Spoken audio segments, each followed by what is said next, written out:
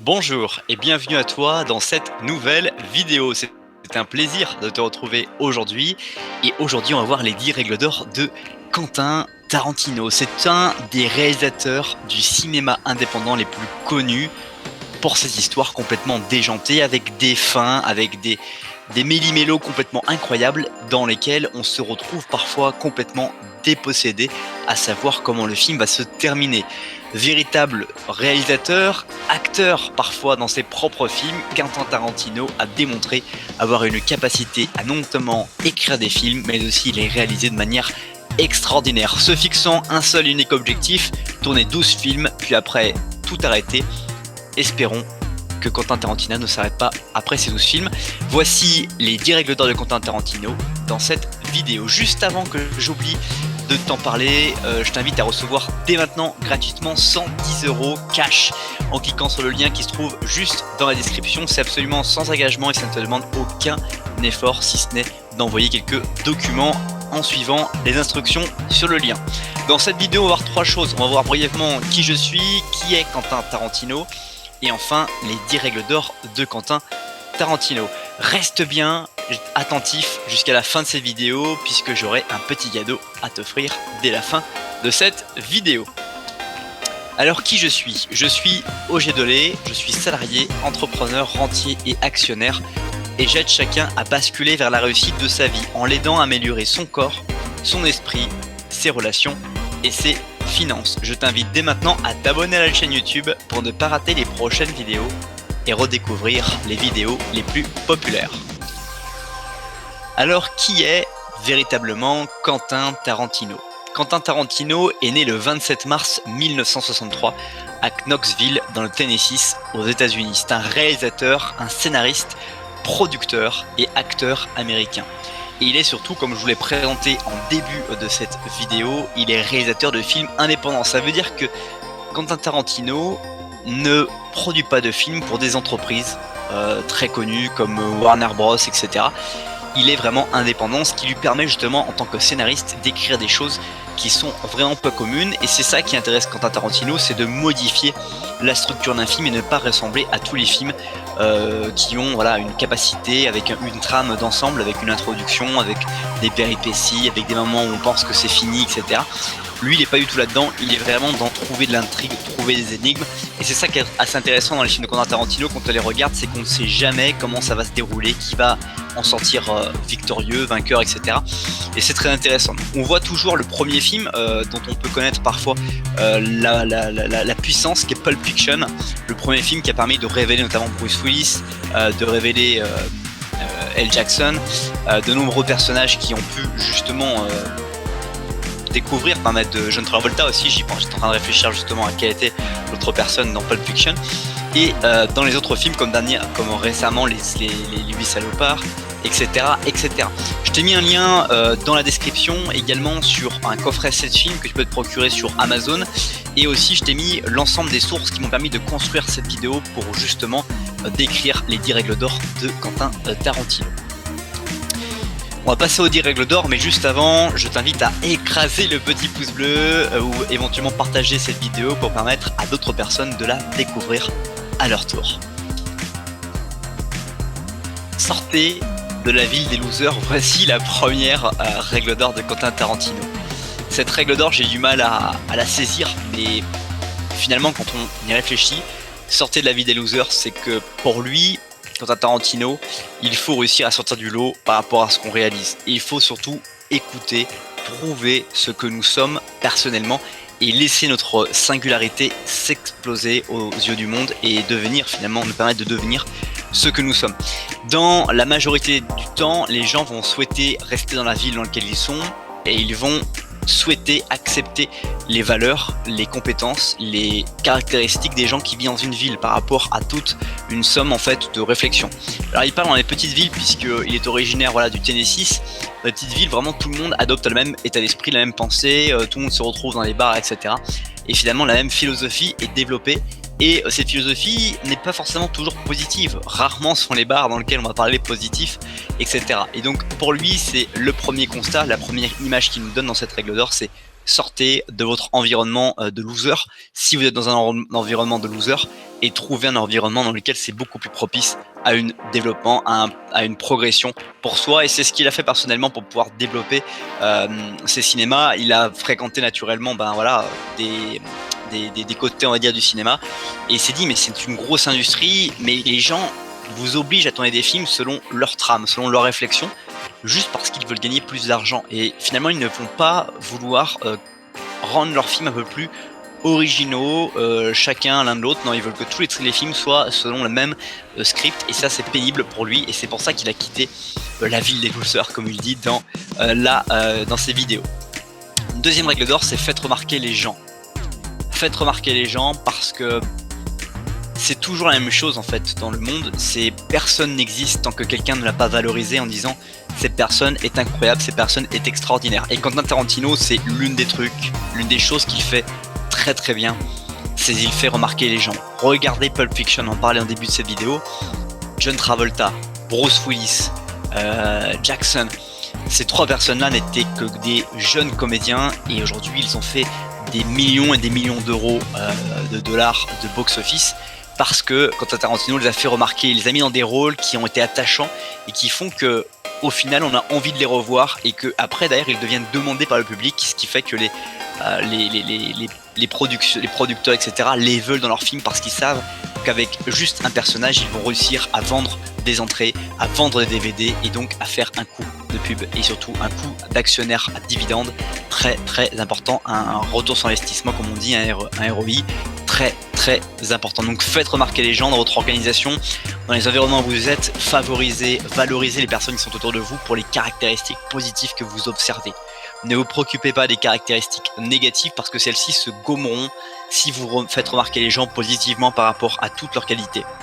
Vous le verrez, si vous faites ça, vous allez voir que les gens vont diminuer leurs caractéristiques négatives, parce qu'ils vont vouloir coller aux caractéristiques positives que vous leur valorisez, qu'elles sont vraies, et ça met confiance aux gens autour de vous par rapport à tout ça. Troisième règle d'or, c'est soyez votre propre public. Si vous aimez ce que vous faites, eh bien vous êtes déjà votre premier spectateur, votre première personne à vous apprécier. Je ne connais personne qui arrive à faire quelque chose dans sa vie s'il n'aime pas être son propre public, s'il n'apprécierait pas de se regarder faire ce qu'il fait quotidiennement par rapport à ce qu'il réalise. Donc sois ton propre public, apprécie ce que tu fais chaque jour, et s'il y a des choses que tu n'apprécies pas, que tu n'aimerais pas voir à la télévision de toi, eh bien ne le fais tout simplement pas. Mais pour cela il faut faire un peu de recul par rapport à sa propre situation, et se dire justement que on ferait ça ou pas dans une situation donnée. Quatrième règle d'or, c'est grandioser votre chemin de peur. Donc ça c'est une traduction que j'ai faite un peu à l'arrache. Il faut réussir à un moment donné, dans ce qui explique, on va avoir un chemin qu'on va vouloir emprunter, on va avoir un objectif, une destination, et évidemment comme on sort des sentiers battus, parce qu'on veut prendre notre propre chemin, trouver notre propre voie, ça va faire peur.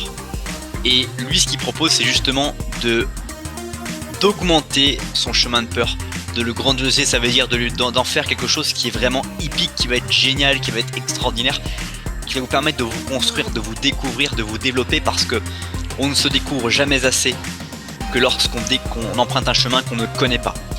Quand je voyageais en solitaire à travers l'étranger, je partais toujours en prenant juste une nuit à une auberge jeunesse et un billet d'avion.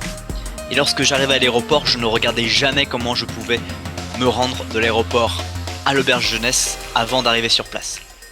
Et quand j'arrivais sur place, la première chose que je faisais, c'est que j'ai coupé mon téléphone et j'essayais d'aller parler aux gens pour me demander comment je dois me rendre à l'auberge jeunesse. Et cette façon de faire faisait que ma peur diminuait, et surtout j'avais les yeux grands ouverts, je me sentais vivant, et j'augmentais clairement ma capacité à être dans l'instant présent, ce qui est absolument génial quand on vit dans cette vie, c'est d'être dans l'instant présent, de voir les choses en grand et de maîtriser sa peur, de augmenter son niveau de peur, parce que ça nous donne confiance en nous et ça nous permet de progresser de manière considérable.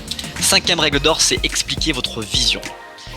Lorsque vous avez des visions que personne n'a, les personnes vont très facilement vous dire négativement que c'est pas possible. C'est alors qu'il faut que vous sachiez expliquer votre vision et pourquoi vous voyez ça, pourquoi c'est important pour vous de faire les choses que vous réalisez aujourd'hui, et pourquoi vous ne voulez pas les faire dans 10 ans, mais vous préférez les faire maintenant. Pourquoi j'enregistre cette vidéo maintenant et pas dans 10 ans? Parce qu'aujourd'hui, pour moi, il est extrêmement intéressant d'observer les personnes qui ont réussi parce que ça m'inspire au quotidien. Et tant que ça m'inspirera, tant que ça me stimulera, tant que ça me motivera, eh bien j'analyserai ces personnes-là, je réfléchirai sur les règles qu'ils vivent et ça m'évoquera des souvenirs, des pensées, des réflexions. Et tout ça me permettra justement de capitaliser pour me permettre d'avancer dans les moments de difficulté, de doute. Je me rappellerai de ce que certains ont vécu en me disant je ne suis pas le seul à le vivre, des grandes personnalités l'ont vécu et donc ce que je suis en train de vivre est juste normal par rapport au chemin que j'emprunte. Expliquer sa vision, c'est justement être capable de pouvoir se rappeler pourquoi on est là et pourquoi on est en train de faire les choses qui construira demain notre futur nous qui n'est pas encore le nous de maintenant. 6e règle d'or, c'est fais-le simplement. On a une vision, on a des choses qu'on a tous envie de faire et on va pas le faire de façon parfaite. Parfait est impossible à atteindre parce que si vous voulez faire quelque chose de parfait, vous allez passer tellement de temps à vouloir finaliser cette chose parfaite qu'au final, au moment où vous le livrerez, ce sera peut-être plus le bon moment. Faire les choses, c'est juste lancer une version bêta, être ce qu'on peut être aujourd'hui en version bêta et faire évoluer sa version au fur et à mesure des évaluations clients, des évaluations des gens autour de soi ou de sa propre réflexion par rapport à la façon dont on vit. Alors, c'est très expliqué de manière un petit peu rapide parce qu'on est dans des formats de vidéo très courts, mais faire le simplement, c'est lance une idée, tu as une idée, agis tout de suite. Fais-la de la plus simplement possible, lance la version bêta et tu iras en version alpha au fur et à mesure du temps. Si tu vois que cette version bêta connaît un succès par rapport à ton changement de vie, par rapport au monde autour de toi et à la valeur qu'elle propose aux gens. 7e règle d'or, c'est trouver le bon équilibre. C'est une règle d'or qui revient parfois. Trouver un bon équilibre entre développement, récupération, entre développement, stabilisation. Il y a dans nos vies toujours une facilité à ne pas être équilibré, à craquer, manger beaucoup, ou alors à ne pas manger beaucoup et manger très peu. Au contraire, il y a peut-être un équilibre entre les deux. Je prends volontairement cette image de la nutrition parce que c'est souvent la même chose qui revient toujours. Les gens ne sont pas capables de dire qu'ils peuvent manger correctement toute leur vie. Les gens préfèrent dire je fais un régime pendant 2 mois. Et le bon équilibre, c'est réfléchir à tout ça, c'est choisir de définir pour sa propre vie quel est l'équilibre pour soi par rapport à là où on en est aujourd'hui. Quelle est ta situation aujourd'hui dans ta vie et comment tu peux l'équilibrer. Comment tu peux faire de vivre de façon équilibrée et ne pas vivre de façon extrême quotidiennement. Soit retranché dans le bien-être total, à ne plus rien faire, à ne plus vouloir sortir, etc. Soit être dans le déséquilibre complet, à sortir uniquement, à boire, etc. Trouve ton bon équilibre qui te correspond, qui te permet d'avoir une personnalité la plus sereine possible. 8e règle d'or, c'est continuer à réinventer. Il y a plein de choses qui ont été inventées, mais qui n'ont pas encore été réinventées. Aujourd'hui, de plus en plus de choses ont déjà été réalisées par les gens. Il suffit juste de se poser la question de qu'est-ce que je veux faire et qui l'a déjà réalisé et comment pourrais-je le réinventer à ma sauce, à ma façon pour valoriser tout ça et permettre au monde de découvrir les choses. Donc continuer à réinventer n'est pas quelque chose de négatif. Souvent, j'observe les personnes qui veulent avoir la nouvelle idée du siècle, la nouvelle idée, mais il n'y a pas forcément de nouvelle idée. La nouvelle idée sera une chose que tu réinventeras. Observe déjà les choses qui sont inventées, qui correspondent à tes centres d'intérêt, qui te passionnent, et réinvente par rapport à ton environnement, par rapport à ton contexte. Approprie-toi ces outils, ces performances, ces résultats pour justement obtenir tes propres résultats et partager avec les gens ces résultats. 9e règle d'or, trouvez votre processus de création. Comment est-ce que tu es créatif? Comment est-ce que tu arrives à développer ta personnalité? Comment et dans quelles circonstances tu y arrives? Il faut trouver ton processus de création parce que tu vas devoir travailler plus dur sur toi que sur ton travail. Si tu veux progresser, si tu veux développer, si tu veux devenir une autre personne, une personne qui va être adaptée à la vision de ton avenir, tu dois trouver du temps pour réfléchir à ce que tu es. Tu dois trouver de l'inspiration, de pouvoir avoir du temps pour pouvoir raisonner sur ce que tu as vécu, ce que tu as aimé faire, aimé vivre et ce que tu n'as pas aimé vivre et pourquoi tu n'as pas aimé vivre. Tout ce temps de création va te permettre de gagner du temps sur la suite du chemin et aussi te faire profiter, apprécier les choses que tu réaliseras dans ta propre vie. Enfin, 10e et dernière règle d'or, c'est s'engager émotionnellement. Je ne connais absolument pas de voyage qui n'ait intéressant sans émotion. La vie est un voyage avec émotion, et plus on va vivre des émotions fortes, ou en tout cas agréables, mieux on va se souvenir de notre voyage. Donc engage-toi émotionnellement à vivre dans ton travail des émotions, à vivre partout dans tes relations des émotions, à ressentir les émotions des autres. Bref, à vivre dans l'intelligence émotionnelle, intelligence de notre siècle qui n'était pas forcément beaucoup observée ou tolérée par les siècles précédents. Mais aujourd'hui, tu es dans un siècle où tu as la chance de pouvoir être émotionnellement positif, profiter de ton émotion, de vivre les émotions des autres, de vivre les émotions au cinéma, à travers des livres, à travers des pièces de théâtre, à travers tes relations au quotidien, à travers tes échanges avec les gens que tu apprécies dans ta vie. C'est déjà la fin de cette vidéo, merci beaucoup pour le temps que tu as consacré à cette nouvelle vidéo. Si ce n'est pas encore fait, je te réinvite à t'abonner dès maintenant à la chaîne YouTube, à écraser le petit pouce bleu, à commenter aussi, dire la règle d'or qui a fait le plus écho en toi, la pensée qui t'est venue, qui peut t'aider dans ta vie, qu'est-ce que tu vas mettre en application dans ta vie par rapport à ce que tu as entendu aujourd'hui.